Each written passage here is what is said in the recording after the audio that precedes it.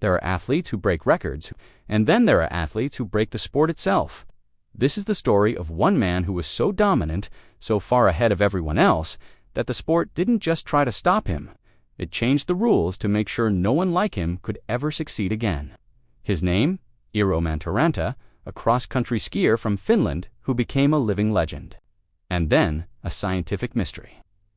During the 1960s, Eero wasn't just winning races, he was crushing the competition. At the 1964 Winter Olympics, he won 2 gold medals and a silver with margins that left the crowd speechless.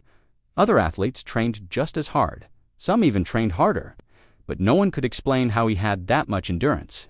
Even in brutal snow, uphill climbs, and long distances, Eero never seemed to slow down.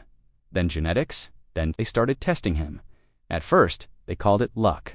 What they found changed everything. Eero had a rare genetic mutations, something now known as primary familial and congenital polycythemia.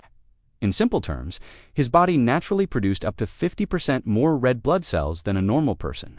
And more red blood cells meant more oxygen transported to his muscles. It was like having a built-in legal form of blood doping. Suddenly, it all made sense. Eero wasn't just a great skier. His body was literally built for endurance dominance. And while he hadn't cheated and never took drugs, other nations were furious. They believed it gave him an unfair advantage. Whispers turned into complaints, and even began questioning athletes with naturally high hemoglobin levels. Then came the rule changes. The Olympic Committee didn't ban Eero, but in the following years, they implemented stricter testing, tighter rules on blood doping. In other words, they made sure there would never be another Eero Mäntyranta.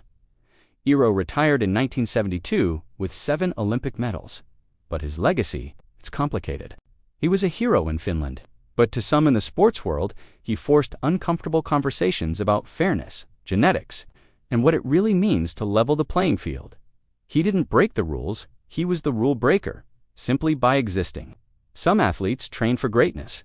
Eero was born with it, and the world just couldn't handle it.